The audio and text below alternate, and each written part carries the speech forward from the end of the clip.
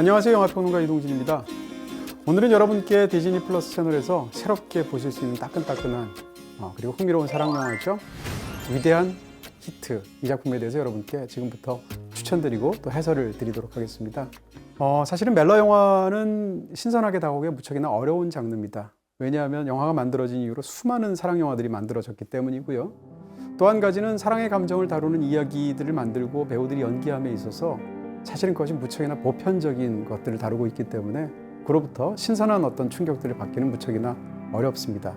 그렇기 때문에 멜러 영화에서는 감정이라는 것이 무척이나 중요한 그런 장르로서 보통 흔히 이야기되고 있는데요. 그런데 이 영화 위대한 히트는 이 영화가 다루고 있는 사랑의 어떤 중요한 맥락들과 그리고 또 거기서 다루게 되는 딜레마들을 무척이나 깊숙이 탐구합니다. 또 한 가지는 그것을 새롭게 탐구한다는 측면인 것인데요. 굉장히 익숙하게 많은 사람들이 오랫동안 즐겨온 이 장르를 어떤 타임슬립이라는 새로운 아이디어를 집어넣어서 신선하고 익숙하고도 깊게 다룬다는 측면에서 무척이나 인상적인 그런 작품이라고 말씀드릴 수 있습니다.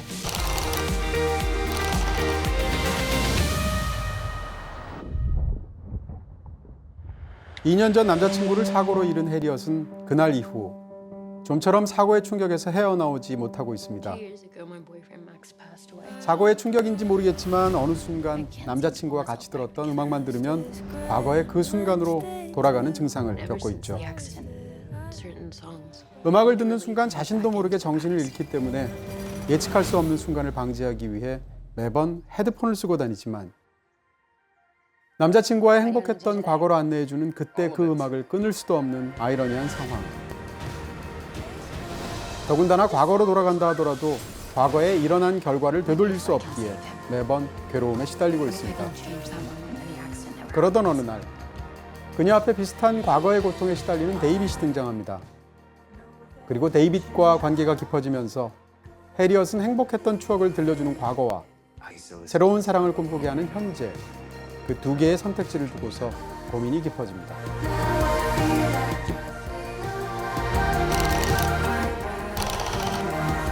멜러 영화에서 가장 중요하다고 볼 수 있는 것은 배우들 사이에서의 어떤 합이라든지 캐스팅 자체일 것입니다. 그야말로 영화 속에 등장하는 그 배우들이 서로 사랑하는 것 같은 느낌들을 배우들, 관객들 입장에서는 받아야 그 영화 속의 상황으로 깊이 이입할 수 있을 것 같은데요. 그런 점에서 이 영화의 주인공인 해리엇 역을 맡은 루시 보인트는 무척이나 인상적인 모습을 보여줍니다. 사실은 루시 보인트라고 생각한다면 많은 분들이 보헤미안 랩소디에서 프레디 머큐리가 사랑했던 그 여성으로 많은 분들이 기억하는 그런 배우일 텐데요. 또 우리나라에서 또 굉장히 많은 인기를 끌었던 싱 스트리트에서 굉장히 독특한 모습을 보여주기도 했었죠. 그렇지만 그 두 영화에서 받았던 루시 보인튼과 굉장히 다른, 어떻게 보면 과거의 사랑에서 헤어나오지 못하고 지금 찾아온 사랑에서 당혹감을 느끼는 그런 감정 속에 깊숙이 빠져있는 그런 배역을 루시 보인튼이 아주 잘 해냈다, 이렇게 말씀드릴 수 있고요. 또 하나 우리에게 무척이나 반갑게 느껴지는 남자 주인공입니다. 그것은 바로 저스틴 민이라는 한국계 미국 배우이죠. 애프터 양이라는 정말 뛰어난 영화에서 아주 인상적인 연기를 했었고요. 또 성난 사람들을 통해서도 기억하실 수 있을 것입니다. 그런데 이 영화 속에서는 이런 멜러 영화에서 사실은 아시아계 배우들이 등장하는 경우가 무척이나 드문데 그 점에서 우리에게 무척이나 인상적인 모습으로 멜러의 주인공으로서 제 몫을 제대로 해냈다, 이렇게 말씀드릴 수가 있겠죠. 이 영화의 감독에 관해서도 간단히 말씀드립니다. 레드 벤슨이라는 감독인데요. 감독의 이름 자체보다는 엘레노어 릭비라는 영화를 통해서 아마 기억하시는 분이 있지 않을까 싶습니다. 그 영화에 이어서 만든 두 번째 작품이 바로 영화의 편수로 치면 네 번째겠지만 프로젝트로 따지면 사실상 두 번째인 건데요. 그 작품이 위대한 히트인 것입니다. 그리고 또 한 가지는 한국 관객 입장에서 본다면 최근에 할리우드에서 점점점 반경을 넓혀가면서 크게 활약하고 있는 정정훈 촬영 감독이죠. 우리에게는 뭐 올드보이를 비롯한 박찬욱 감독 영화들에서 맹활약했던 부분들로 기억하고 있는데요. 정정훈 감독이 어떻게 그의 뛰어난 능력으로 카메라에 이 사랑의 풍경들을 담아냈는가라는 측면에서도 흥미롭게 느껴지는 부분이 있습니다. 네, 지금부터는 이 영화에 관련된 이야기가 아니라 영화 속 세계로 깊숙이 들어가서 이야기에 관한 몇 가지 포인트, 중요하다고 생각되는 부분들을 여러분께 설명해드리고 해설해드리도록 하겠습니다. 먼저 이야기할 것은 이 영화에서 가장 감탄하게 하고 이 영화를 가장 재밌게 보게 만드는 아이디어일 텐데요. 그것은 무엇인가 하면 극 중에 등장하는 타임슬립 자체입니다. 사실 타임슬립 혹은 경우에 따라서는 타임루프물이라고 말할 수 있는 그런 영화들이 이제는 너무 많아서 그 자체로는 신선하다고 말할 수 없을 텐데요. 근데 이 영화는 사랑에서 누구나 겪게 되는 어떤 보편적인 그 격발 포인트 같은 것이 있죠. 그것은 무엇인가 하면 우리가 어떤 하나의 사랑을 떠나보내고 나서 끊임없이 상기되는 그 무엇이 있다. 그런 어떤 추억의 테마일 텐데요. 그 핵심적인 것 중에 하나는 바로 음악이라는 것입니다. 함께 들었던 음악, 함께 갔던 콘서트 이런 데서의 음악이 나오게 되면 순식간에 시간이 소거가 되게 되고 그 오래전에 좋았던 시절 그 순간들로 우리를 데려가게 되는 그런 어떤 기억의 구조 같은 것들이 있게 됩니다. 영화는 그 흥미로운 구조를 말하자면 타임슬립 아이디어를 통해서 그런 추억의 시간여행 같은 테마들을 끌어냈기 때문에 이 아이디어 전체 영화에서 가장 흥미롭게 우리를 사로잡는 부분이다 이렇게 말할 수 있습니다. 예전에 어떤 책에서 읽은 건데 이 사랑을 하면서 상대방을 영원히 나를 잊지 못하게 만드는 방법이 있다. 그 중에 하나는 바로 상대방에게 음악을 선물하는 일이다. 이런 규제를 제가 읽은 적이 있습니다. 바로 그런 측면에서 우리는 어떤 음악을 들을 때 어떤 사람을 강력하게 떠올릴 수밖에 없는데 그것을 시간여행 아이디어로 번안해서 영화 속에 집어넣었다라는 것이 단순한 어떤 그 시간을 거슬러 올라가는 그런 아이디어를 집어넣은 영화들과의 차별점이다. 이 영화 속에 등장하는 해리엇은 2년 전에 너무도 사랑했던 자기의 남자친구 맥스를 사고로 떠나보내게 됩니다. 영화의 초반에서부터 이미 그게 설정이 되어 있죠. 그 상황에서 거기서 헤어나오지 못하는 상황인데요. 그러다 보니까 본인에게 어떻게인지는 알 수 없으나 시간을 거슬러서 둘이 함께 들었던 그 순간에 음악이 나오기만 하면 그 음악을 들었던 과거로 회귀를 해서 시간여행을 할 수 있는 그런 상황이 된다는 것을 깨닫게 됩니다. 바로 그렇기 때문에 자기 남자친구를 살리고 싶어서 바로 죽었던 그 순간으로 돌아가면 운전하는 방식을 바꾸게 되면 당신은 죽지 않을 수 있다는 것을 알려줌으로 인해서 자기 남자친구를 떠나보내는 그런 비극을 없애려고 노력하게 되죠. 근데 흥미로운 것은 그렇게 하기 위해서는 과거에 함께 들었던 음악을 통해서 찾아가기 위해서 그 음악이 무엇인지를 찾아야 되는 그런 여정이 필요하고요. 그래서 영화의 초반에는 적극적으로 함께 들었던 음악의 목록들을 리스트까지 작성해 가면서 끊임없이 돌아가려고 합니다.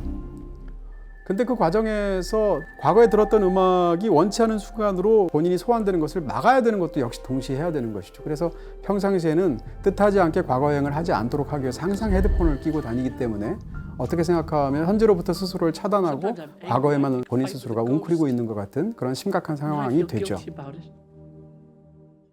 이런 것들은 그 자체로 이런 장르물에서 흔한 굉장히 재밌는 아이디어처럼 보이기도 하지만 더 중요한 것은 추억 자체가 적극적으로 능동적으로 우리가 추억을 상기시킨다기보다는 많은 경우에 떠올리고 싶지 않아도 그 사람과 함께 갔던 거리라든지 그 사람과 함께 갔던 어떤 축제라든지 혹은 그 사람과 함께 들었던 노래 때문에 저절로 수동적으로 피동적으로 우리가 격발이 된다는 것이 굉장히 중요하겠죠.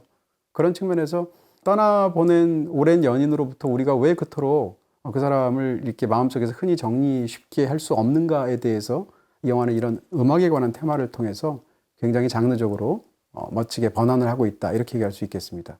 초반에 해리엇은 마지막 사고의 순간으로 돌아가면 이 남자친구에게 경고를 해서 그 사고를 막을 수 있다고 생각합니다.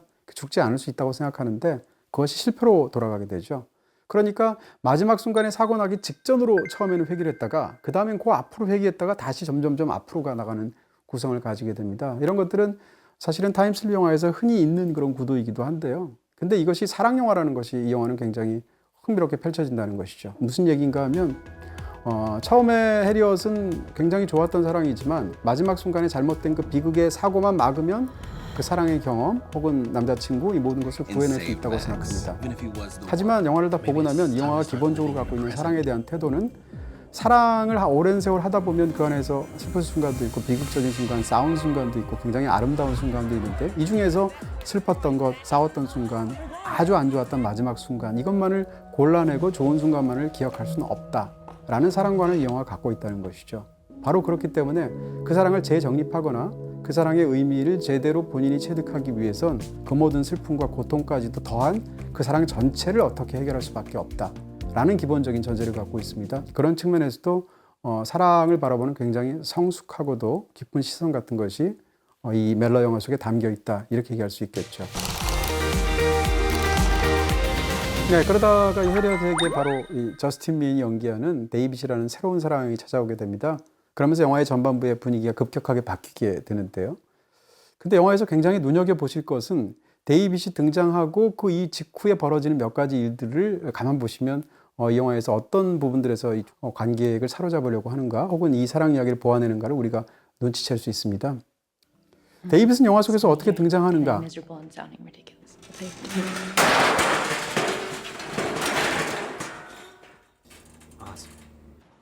이 지점들은 사실은 영화에서 보면 그냥 해프닝처럼 보이지만 전체적으로는 굉장히 중요한 모티브들인 것이죠. 해리엇은 과거에 사로잡힌 여성입니다. 그런 그녀 입장에서 과거로 회귀하기 위한 도구가 있죠. 그것은 바로 의자입니다. 영화의 첫 장면에서도 보인 것처럼 그때 함께 들었던 음악을 틀어놓고 자기의 방에서 벽을 쳐다보며 특정한 의자에 앉아서 눈을 감으면 그 순간으로 회귀되죠.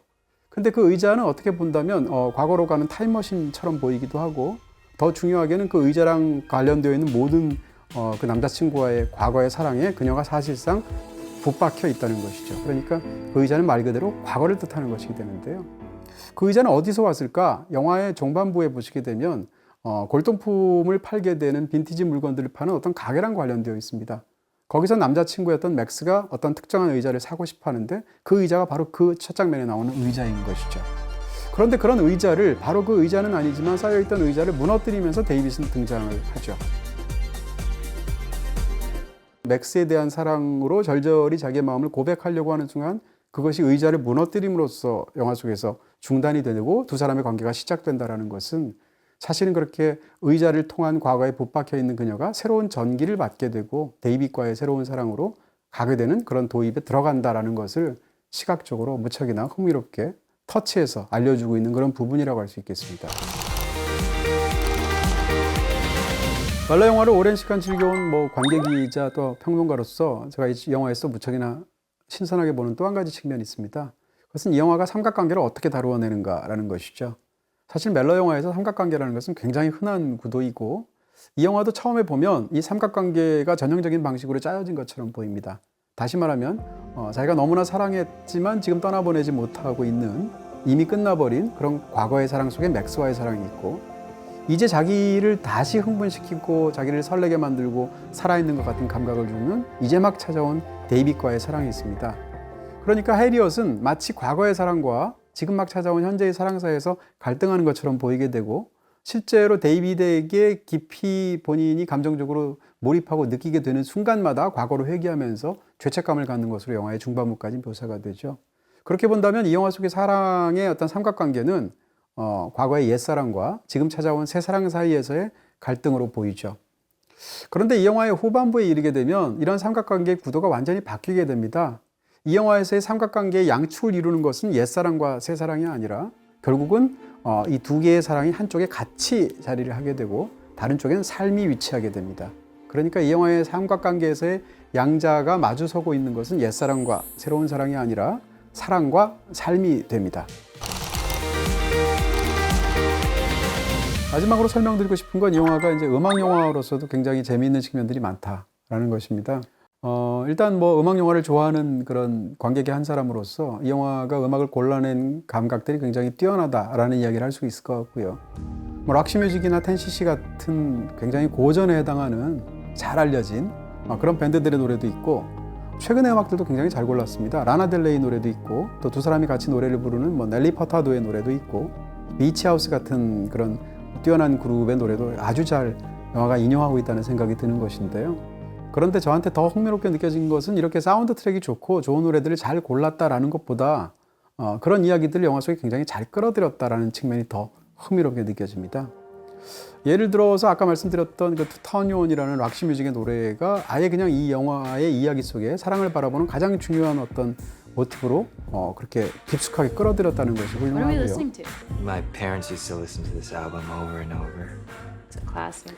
락시 뮤직의 투타운이라는 그 음악은 무엇보다도 가사적으로 이 상황이 굉장히 잘 맞는 그런 선곡으로 감독이 골랐던 것 같습니다. 더 중요한 것은 양쪽 모두 두 사람이 다 좋아했던 그 음악이 아니라 그 음악을 바탕으로 해서 새롭게 프로듀싱을 한 리믹스 음악이다라는 것이 굉장히 중요한 설정으로 영화에 담겨 있습니다. 그러니까 그 음악이 뜻하는 것은 당연히 맥스와의 사랑이고 혹은 데이빗의 입장에서 본다면 부모와의 사랑일 텐데 그 사랑에서 떠나지 못하고 그 사랑에 그대로 붙박혀 있는 것이 두 사람의 상태였던 것이죠. 그렇지만 두 사람을 새롭게 만나서 두 사람이 서로 대화하게 하고 깊어지게 만들어주는 그 노래 자체는 리믹스된 음악. 그러니까 익숙한 것을 다시 새롭게 꾸며내서 만들어내는 음악이라는 측면에서 그들이 떠나지 못하고 있는 그 사랑에 새로운 의미가 두 사람에게 찾아오는 것을 사실상 그 장면에서 깊숙하게 상징하고 있다. 이렇게 얘기할 수가 있겠습니다. 그것 외에도 어떤 특정한 사람들을 묘사할 때나 특정 상황을 묘사할 때 팝음악을 좋아하시는 분들이라면 굉장히 아주 뛰어난 비유처럼 느껴지는 것으로서 이 이야기들을 끌어들이고 있다는 것입니다. 지금 그 떠나보낸 사랑 때문에 그녀가 거기에 붙박혀서 제대로 앞으로 나아가지 못하는 것을 모리슨 또 이렇게 얘기합니다. 알란 파스는 알란 파스 프로젝트라는 그룹을 통해서 열심히 활동한 그런 뮤지션이기도 하지만 동시에 뮤지션의 또 다른 면목으로서 무엇보다도 프로듀서로 역사상 가장 뛰어난 사람 중에 하나거든요. 그런 측면에서 본다면 극 중의 두 사람과의 관계를 알란 파슨스일 수도 있었지만 지금 그렇게 앞으로 나아가지 못하고 있는 그녀와의 관계를 보완하고 있는 모리스의 말을 통해서 보여주고 있는 것이죠. 그런 측면에서 이 영화의 원제에 관한 이야기를 마지막으로 설명을 드리게 되면 영화의 원제는 Greatest Hits라는 제목이 붙어 있습니다. 우리말로 그냥 번역을 하자면 히트곡 모음집이라고 번역할 수 있을 텐데요. 어떠한 그 뮤지션이 있다고 했을 때 그 충분한 경력을 다 지나게 되면 거의 끝에 가서 히트곡 모음집을 내게 됩니다.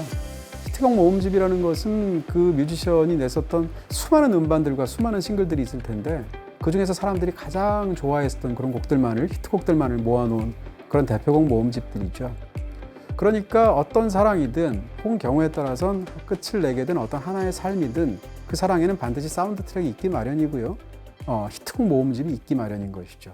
그러니까 이 영화의 제목인 Greatest Hits는 음악 영화로서 사람들이 단번에 다 알아들을 만한 그런 어떤 음반을 만들어내는 관행을 끌어들이면서 동시에 그 사랑을 음악으로 대표해서 보여주는 어떤 그런 굉장히 인상적인 중의법적인 제목이라고 말할 수 있습니다.